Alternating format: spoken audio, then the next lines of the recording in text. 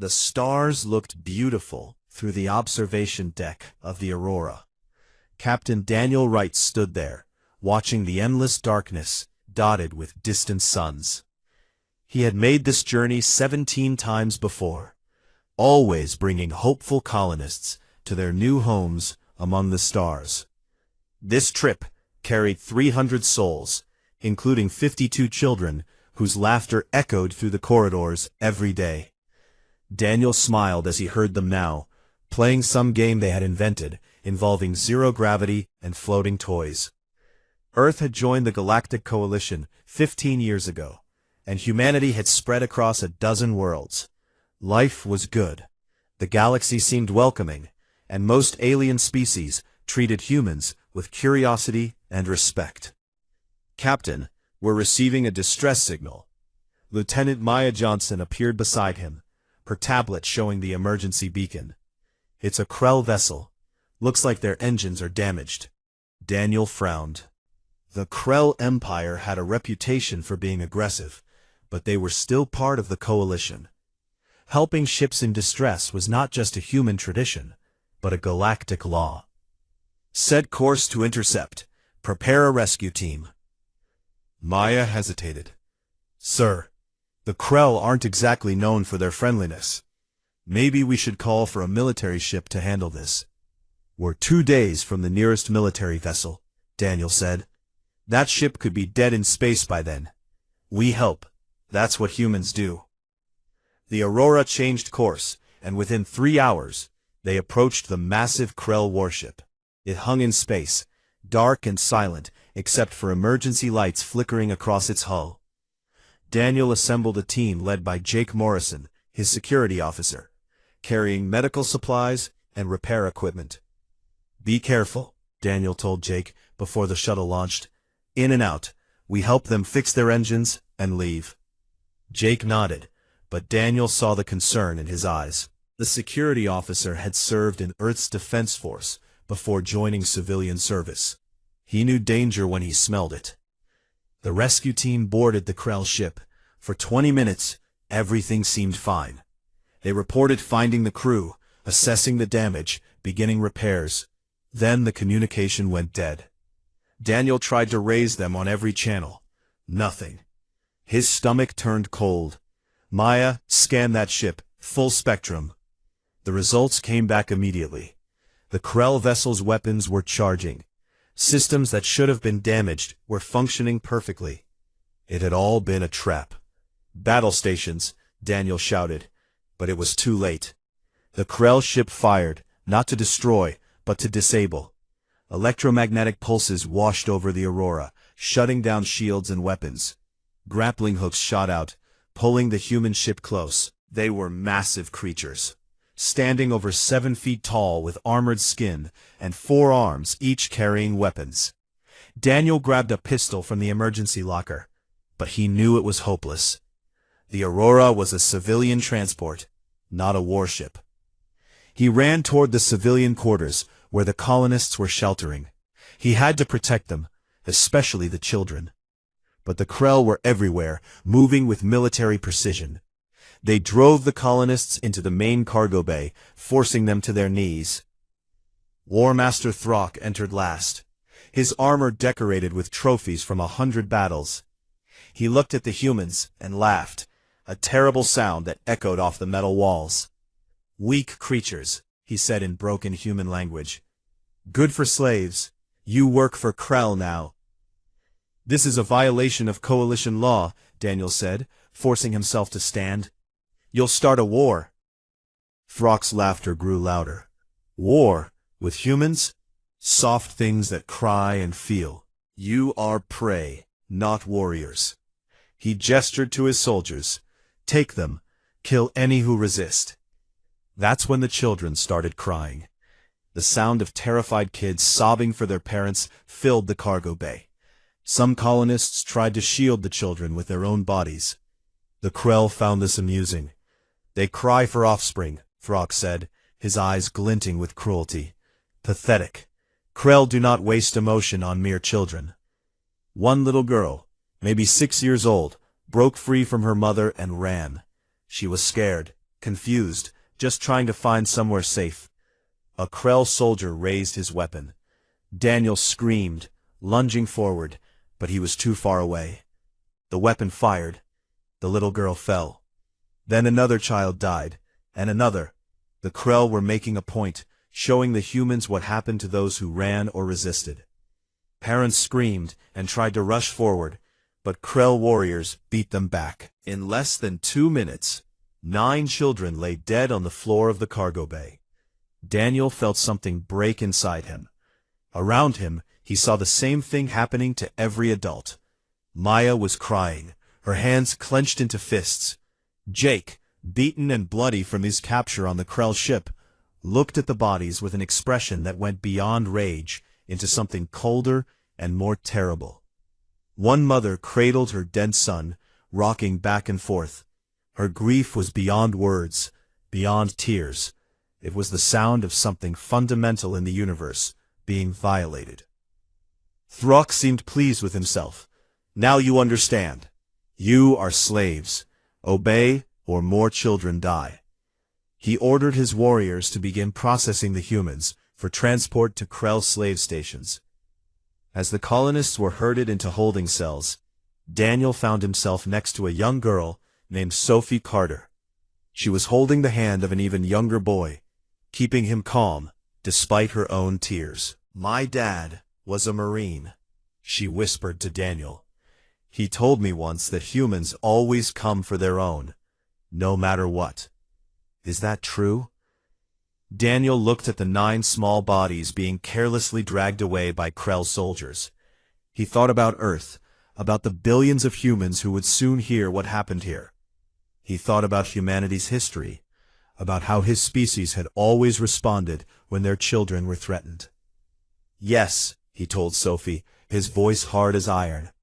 "That's true. They will come. And when they do, these monsters will learn what it means to hurt a human child." The Krell loaded their captives onto their ship, setting the Aurora adrift as a warning to other vessels.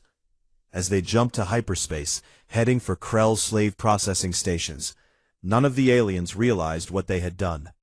They had signed their species' death warrant. Back on the Aurora's emergency beacon, activated automatically when the crew was taken, began broadcasting. The message included video footage from security cameras. The images of 9 murdered children would soon reach Earth, and Earth would answer. The footage reached Earth 36 hours after the attack. The emergency beacon's transmission showed everything.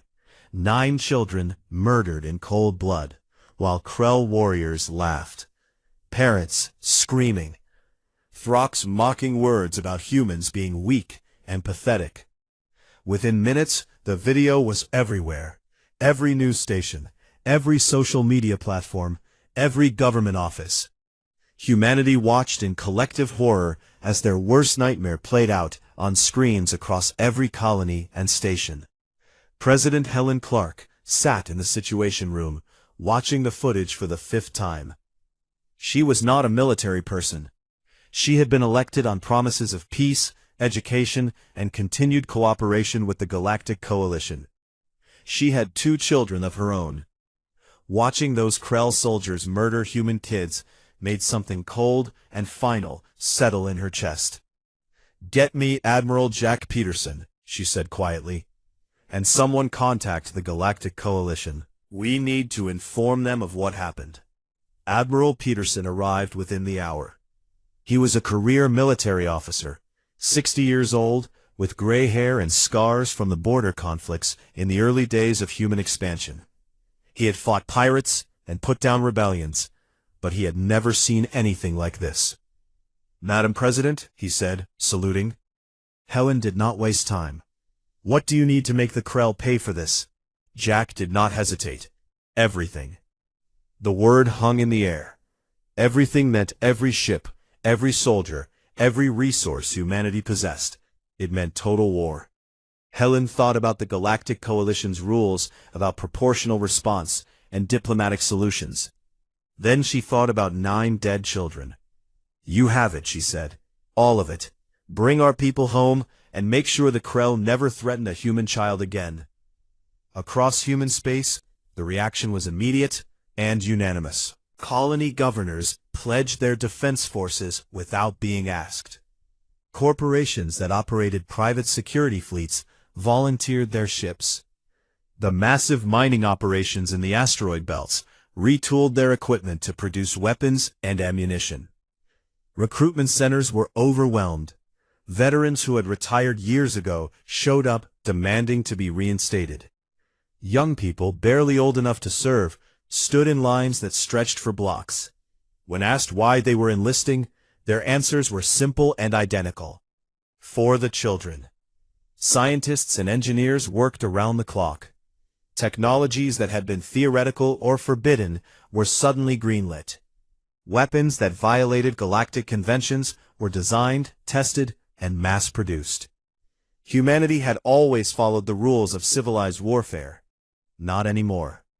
Ambassador Lisa Morgan attended the emergency session of the Galactic Council.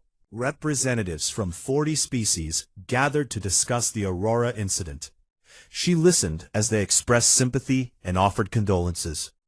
Then they started talking about diplomatic solutions. Economic sanctions against the Krell Empire, suggested the Verdani delegate, a peaceful species known for their meditation practices. We can pressure them to return the captives and pay reparations. A formal censure from the council, added the Centauri representative. Make it clear such actions are unacceptable. Lisa stood slowly. Every eye in the chamber turned to her. You want to sanction them? Censure them? They murdered 9 children and enslaved 300 of our people. Your response is paperwork? An older delegate from the Drax Confederation, a warrior species, spoke carefully. Ambassador Morgan, we understand your anger. But the Krell are powerful. They have done this before to other species. War with them would be costly. Lisa repeated, her voice shaking. You knew they were murdering children and enslaving civilians, and you did nothing. You just accepted it? The chamber fell silent.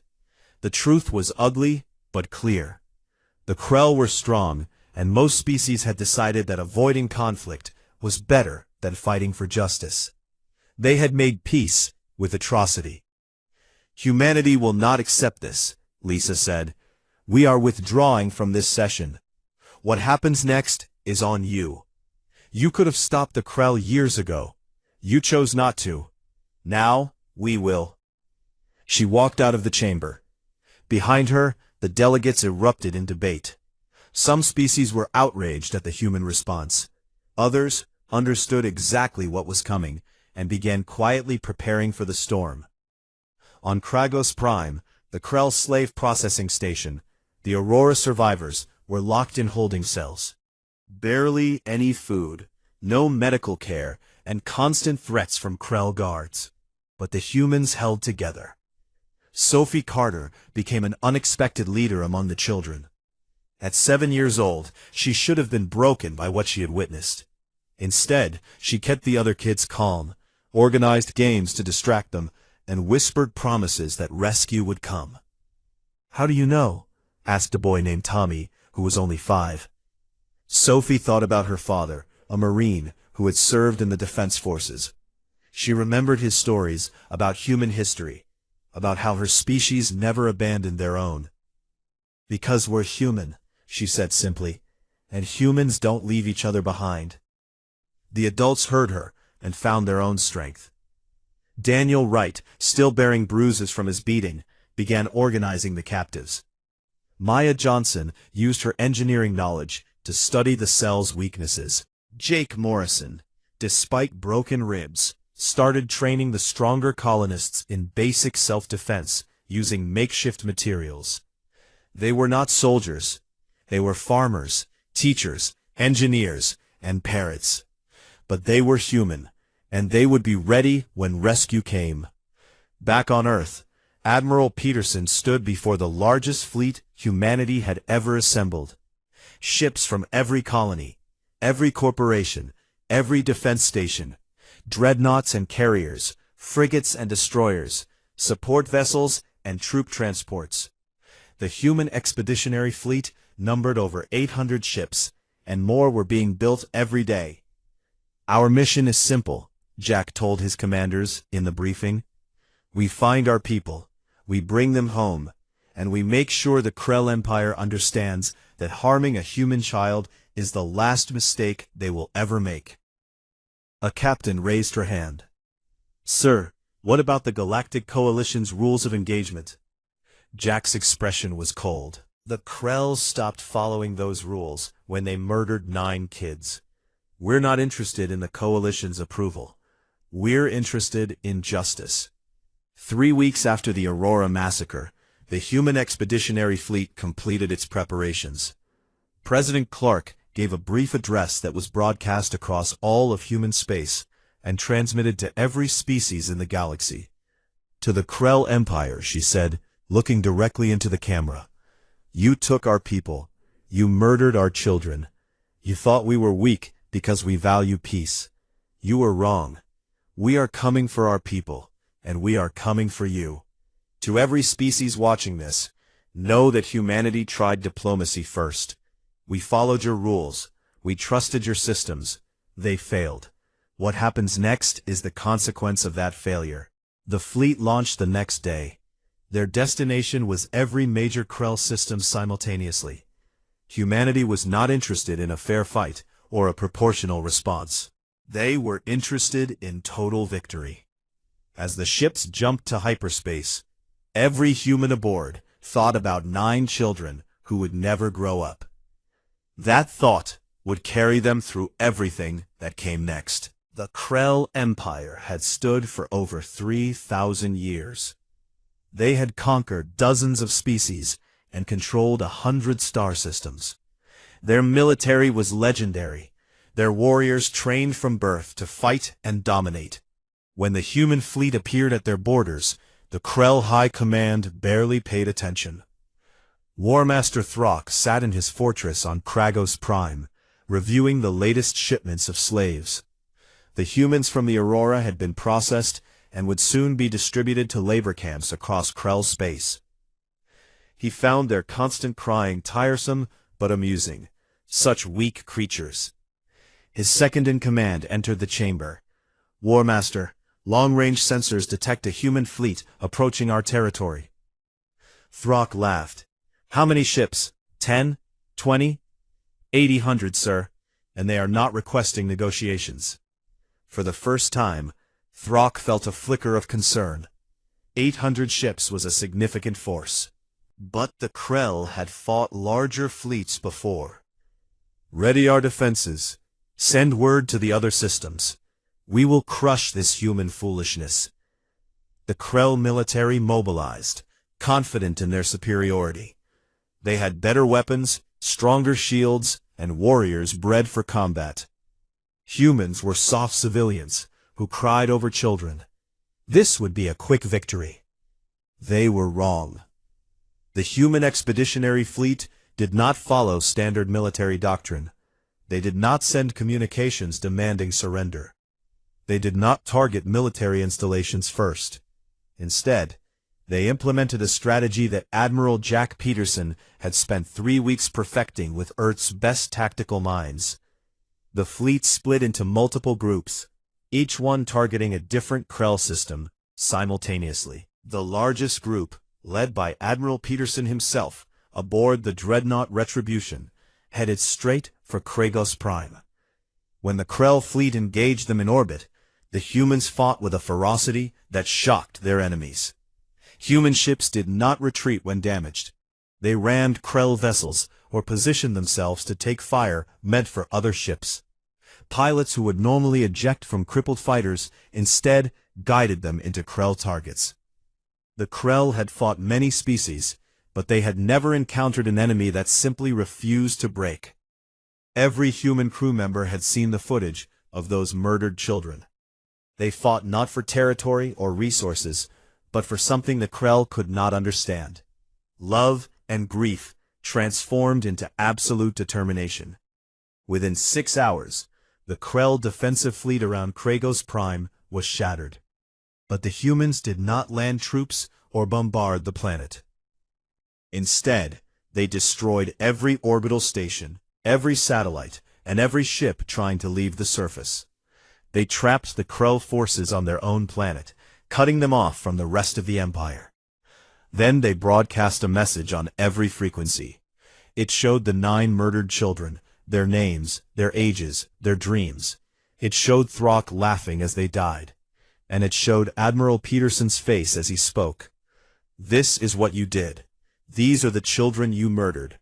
Their names were Sophie Martinez, Tommy Chen, Billy Harper, Sarah Kim, Alex Turner, Emma Davis, Lucas Grant, Mia Robinson, and Noah Price. Remember their names, because we will never forget. The message played on loop, transmitted to every Krell world, every Krell ship, every Krell communication device. The psychological impact was devastating. The Krell had treated the murders as insignificant, but the humans were making it personal, forcing them to see their victims as individuals. On the ground at Kragos Prime, Colonel Ryan Hayes led a specialized assault team. They were not there to engage the Krell military. They had one mission: rescue the Aurora survivors. Ryan had been a Marine for 20 years. He had fought in border wars and anti-piracy campaigns. He had 3 children of his own back on Earth, and seeing what happened to those 9 kids had made this mission personal for him. His team consisted of humanity's best special forces operators. They moved through the Krell slave processing station like ghosts, using intel gathered from intercepted communications. The facility was massive, holding thousands of captives from dozens of species, but the humans had only one priority.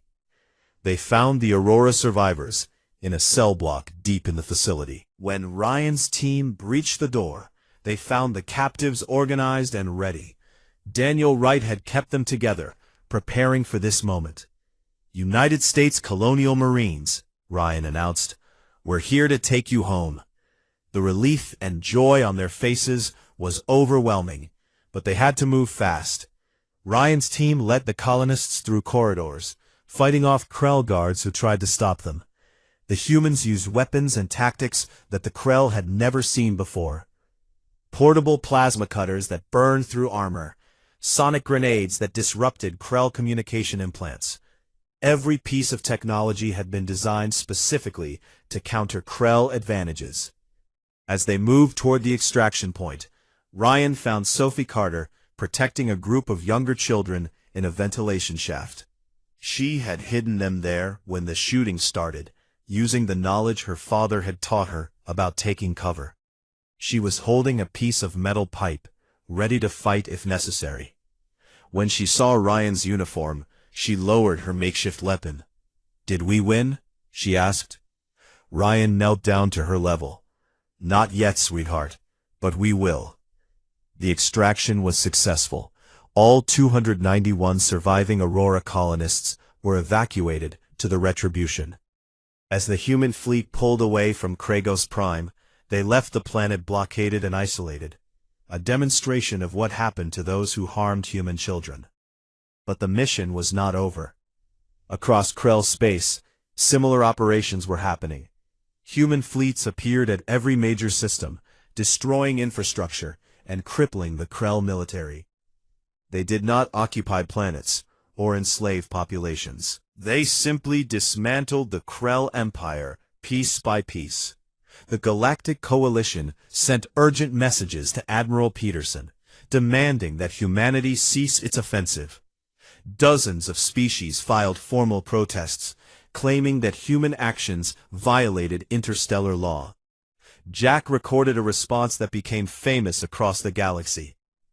"We are not interested in your laws. We followed your laws, and 9 children died. You had the power to stop the Krell years ago, but you chose not to act. So we will. Any species that interferes with our operations will be considered hostile. Any species that provides aid to the Krell will be remembered. This is not negotiable." The message was clear. Humanity had left the comfortable world of diplomatic solutions. They had entered a state of total war, and they would not stop until their objectives were met. Others were quietly supportive, having suffered under Krell aggression themselves, but being too afraid to fight back. A few, like the warrior Drax Confederation, expressed respect for humanity's determination. The Krell High Command finally understood what they were facing.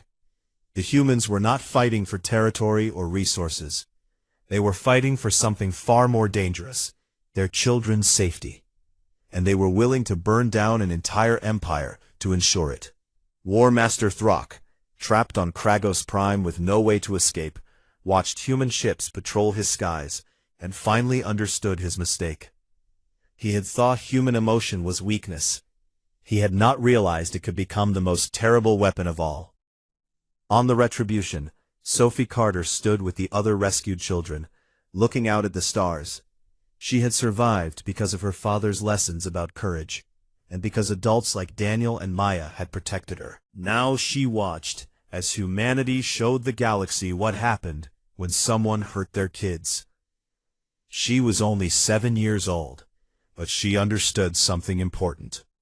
Humans were not the strongest species, or the most advanced, but they were the species that would cross any distance and fight any battle to protect their children.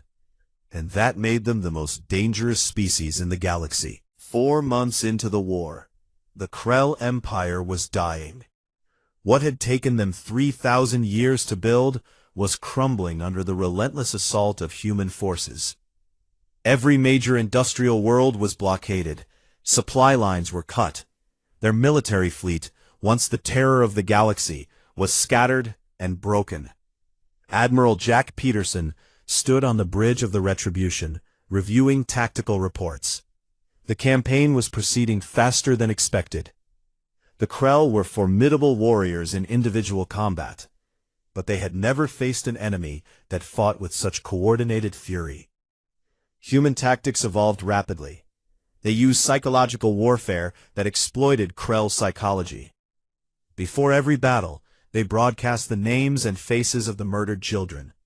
They played recordings of the parents' grief. They made sure every Krell warrior knew exactly why humanity was destroying them.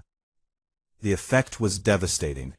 Krell soldiers began to hesitate, to doubt. Some even surrendered, something their species had rarely done in their entire history. The myth of Krell invincibility was shattered, and with it went their will to fight. Captain Daniel Wright had volunteered for combat duty despite being a civilian ship captain. He could not sit safely on Earth while the war continued. Admiral Peterson, recognizing the value of Daniel's intimate knowledge of the Aurora incident, assigned him to command a special operations unit. Daniel's mission was specific: hunt down War Master Throck. The Krell commander had escaped from Kragos Prime during the chaos of the initial assault, fleeing to a hidden fortress in a remote system. But humanity had developed an extensive intelligence network, using both their own resources and information from other species who quietly supported the human cause. The raid on Throck's fortress was surgical and brutal. Daniel's team consisted of elite Marines who had all volunteered specifically for this mission. They breached the facility at dawn, fighting through layers of Krell guards. Throck made his final stand in his command chamber, surrounded by his personal guard. He was a formidable warrior, standing nearly 8 feet tall, with armor forged from the rarest metals. He had killed hundreds of enemies in personal combat over his long career. He thought about Sophie Carter's bravery and the grief of every parent who had lost a child. "You thought our emotions made us weak. You were wrong. Our emotions make us strong. We fight not because we hate you. We fight because we love our children more than we fear death." Throck was transported to Earth for trial. The tribunal lasted 3 days and was broadcast across every human world and to the Galactic Coalition. Representatives from 40 species watched as evidence was presented: video footage of the murders, testimony from survivors, analysis of Krell slave operations. The verdict was unanimous. guilty of crimes against humanity, crimes against peace, and war crimes. The sentence shocked many species. Life imprisonment, not execution. Ambassador Lisa Morgan explained humanity's reasoning to the Galactic Council. We could kill him. Many humans want that. But we are not executing prisoners because we want the galaxy to see the difference between justice and vengeance. The Krell murdered children without thought. We will not become like them. The decision resonated across the galaxy. Some species had expected humans to be barbaric in their revenge. Instead, humanity demonstrated restraint even in their fury, and that made their moral position unassailable. Meanwhile, the war continued. But something unexpected was happening. As human forces liberated Krell-controlled systems, they discovered thousands of captives from other species. The Krell had been enslaving civilians for generations, and the Galactic Coalition had simply accepted it as the cost of peace. Lieutenant Maya Johnson commanded a frigate squadron that liberated a labor world called Drax 7. There they found over 10,000 captives from a dozen species, including children. The conditions were horrifying: starvation, disease, and constant brutality. Maya organized a massive humanitarian effort. Human medical teams treated the sick and injured. Engineers repaired infrastructure to provide clean water and food. Soldiers hunted down remaining Krell overseers who tried to maintain control. When a Zentari mother thanked Maya for saving her children, the human officer's response was simple. We fight for our children, but we won't ignore suffering when we see it. Every child matters, regardless of species. The rescues changed the dynamics of the war. Species that had been neutral or even hostile to humanity began to reconsider. The peaceful Verdani offered humanitarian aid to support human relief efforts. The warrior Drax, who respected strength above all else, offered military alliance.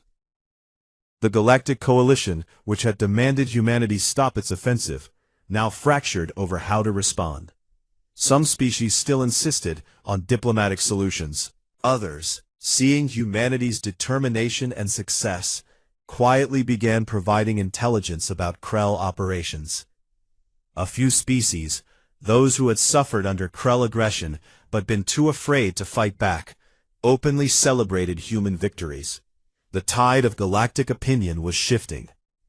On Earth, President Helen Clark faced a decision. The Krell Empire was effectively defeated. Their government was in chaos, their military shattered, their economy collapsed. The question was, what came next? Some advisors argued for total occupation.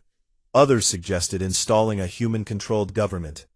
Clark listened to all the options, then made her decision based on a simple principle. We did not start this war for conquest, she said. We started it to rescue our people and ensure the Krell could never threaten children again. Those objectives are nearly complete. We will accept Krell surrender, dismantle their military, and place their territory under coalition oversight. But we will not become an empire ourselves. The decision was controversial. Many humans wanted harsher punishment. But Clark was adamant. The moment we start acting like conquerors is the moment we lose the moral high ground. We fight for justice, not dominion. Admiral Peterson agreed with the president's assessment. He issued a final ultimatum to the remaining Krell leadership. Surrender completely, accept war crimes trials for those responsible for atrocities, and submit to demilitarization. The alternative was continued destruction of their remaining infrastructure. The Krell, faced with extinction or submission, chose submission. Their High Council formally surrendered in a ceremony broadcast across the galaxy. It was a moment that would be remembered for generations. But the most important moment came later, in a small ceremony on Earth. The Aurora survivors, now safely home, gathered at a memorial being built for the 9 murdered children. Sophie Carter, now 8 years old and healing from her trauma, placed flowers at the foundation stone. Daniel Wright stood beside her, along with Maya Johnson, Jake Morrison, and all the other survivors. They had endured horror and survived. They had witnessed humanity's response to that horror and been awed by it. "They'll never be forgotten," Sophie said quietly, looking at the names carved into the stone. "No," Daniel agreed, "they won't. And because of them, the galaxy is changing. Other species are standing up to bullies. Children everywhere are a little bit safer." It was a small comfort for a terrible loss, but it was something. The 9 children who died on the Aurora had not died in vain. Their deaths had awakened something in humanity that would reshape the entire galaxy. 6 months after the Aurora massacre, Earth held a memorial service that would be remembered across the galaxy. 10,000 people gathered at the monument, built to honor the 9 murdered children. The structure was simple but powerful, carved from white stone and bearing each child's name, age, and dreams. President Helen Clark stood before the crowd, with cameras transmitting her speech to every human world and to the Galactic Coalition. She wore black, as did most of the attendees. The parents of the murdered children sat in the front row, their grief still raw, but tempered by the knowledge that justice had been served. "Today we remember 9 lights extinguished too soon," Helen began, her voice steady, despite the emotion behind it. "We remember Sophie Martinez, age 7, who wanted to study alien biology and make friends across the stars. We remember Tommy Chen, age 5, who loved to draw pictures of the aliens he imagined as peaceful neighbors." She continued through each name, each dream, each small life that had been stolen. The crowd listened in silence, tears streaming down faces, young and old. These were not just names. They were children who had represented humanity's hope for the future. We remember Billy Harper, who wanted to be a pilot, Sarah Kim, who loved music, Alex Turner, who collected rocks from every planet, Emma Davis, who told jokes to make people smile, Lucas Grant, who was learning to read, Mia Robinson, who wanted to help sick people, and Noah Price, who dreamed of seeing Earth again. Helen paused, looking directly at the cameras that would carry her words to alien worlds. "Let this stand as humanity's message to the galaxy.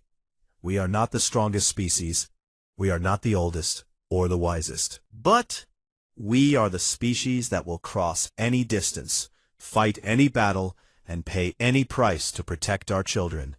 She continued, her voice growing stronger. "We sought peace among the stars, and we still want peace. But we will never again accept a peace that asks us to tolerate the slaughter of innocents. We will never again trust in systems that talk about justice but fail to deliver it.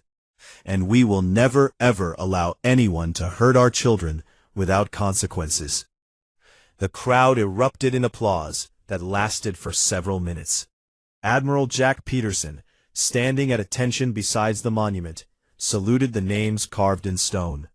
He had led the military campaign that avenged these children, and he would carry their memory for the rest of his life. Captain Daniel Wright attended the ceremony with the Aurora survivors. They had formed a tight community, bonded by shared trauma and survival. Many had returned to civilian life, but some, like Daniel himself, had joined Earth's expanding defense forces. They wanted to ensure nothing like the Aurora incident ever happened again. Sophie Carter, now 8 years old, approached the monument with a rolled paper in her hands. She had drawn a picture of all 9 children as she remembered them, playing together in the Aurora's recreation room. She placed it at the base of the memorial, securing it with stones so the wind would not carry it away. "They were my friends," she said softly. "I'll never forget them." Maya Johnson, who had taken a position training new officers at Earth's Naval Academy, placed her hand on Sophie's shoulder. "None of us will. They changed everything." And they had. The galaxy was fundamentally different than it had been 6 months ago. The Krell Empire no longer existed. Their territory had been divided into independent systems under coalition oversight, with human peacekeepers ensuring that former slaves were protected and that Krell war criminals faced justice. But the changes went far deeper than the defeat of one empire. The Galactic Coalition itself had been forced to transform. Ambassador Lisa Morgan had led the effort to draft new laws and protocols, based primarily on human principles of individual rights and the protection of civilians. The Coalition's emergency session, held 2 months after the Krell surrender, was historic. Representatives from over 100 species gathered to debate and vote on the new framework. Lisa addressed them with words that would be quoted for generations. For too long, this council has accepted atrocities as the price of peace. Species were enslaved, children were murdered, and we called it unfortunate but inevitable. Humanity rejects that philosophy entirely. We believe that any peace built on the suffering of innocence is no peace at all. She presented the new protocols: mandatory intervention when civilian populations were targeted, especially children; economic and military sanctions against species that practice slavery; protection for refugees and displaced populations; and enforcement mechanisms with actual teeth. Many species resisted. They argued that these rules infringed on sovereignty, that they were too idealistic, that enforcement would be impossible. But they could not ignore the fact that humanity had just defeated one of the galaxy's most powerful empires in 6 months. The implicit threat was clear: cooperate with reform, or humanity would reform the galaxy by force. The vote was close, but the measures passed. The Galactic Coalition was reborn with a new charter that placed the protection of civilians, especially children, at its center. Humanity did not dominate the council, but their moral authority was undeniable. Not every species was happy with the changes. The Zentari Collective, which had profited from Krell's slave labor, withdrew from the coalition temporarily. A few militant species grumbled about human imperialism, but most recognized that the galaxy had needed this wake-up call. The peaceful Verdani, who had advocated for diplomacy during the war, now publicly thanked humanity for their actions. "You showed us that compassion without courage is meaningless," their representative said. "We are better for your example." The warrior Drax offered formal alliance with humanity, recognizing them as equals in strength. "You fight with honor and purpose," the Drax ambassador declared. "We are proud to stand beside you." On Kragos Prime, the former Krell slave processing station had been converted into a memorial and museum. Guides from many species led tours through the facility, showing visitors the cells where captives had been held, and explaining the history of Krell atrocities. Sophie Carter visited the facility as part of a survivors group tour. She walked through the cell where she had been held, remembering the fear and the hope, the adults who had protected the children, and the promise that rescue would come. "This is where I hid the younger kids," she told the guide, pointing to the ventilation shaft. "When the Marines came, I knew we were safe." The guide, a Verdani who had been trained specifically for this role, nodded respectfully. "Your bravery is part of history now. Students across the galaxy learn about the Aurora survivors and how you stayed strong." Sophie thought about that. She was just a kid who had been scared and tried to help others. But if her story helped other species understand why protecting children mattered, then maybe something good had come from the horror. Back on Earth, Admiral Peterson retired from active duty. He had accomplished his mission. The Aurora survivors were home, the Krell Empire was dismantled, and new protections were in place. At his retirement ceremony, he gave a brief speech that captured humanity's philosophy. "We did not want this war. We would give anything to have those 9 children back with us. But since we could not prevent their deaths, we made sure their deaths meant something. The galaxy is safer now. Children of all species have more protection. And every species knows that harming the innocent has consequences. He looked out at the assembled officers, the next generation who would carry forward Earth's defense. Remember always why we fought, not for conquest or glory, but for 9 children who deserve to grow up. Let that purpose guide everything you do. The final moment of this chapter in human history came at the memorial service's conclusion. The parents of the 9 murdered children each planted a tree beside the monument. 9 saplings that would grow into a forest over the coming decades. A living reminder of lives cut short, but not forgotten. As the sun set on Earth, casting long shadows across the memorial, Sophie Carter looked up at the sky. Somewhere out there, among those stars, other species were learning from what happened.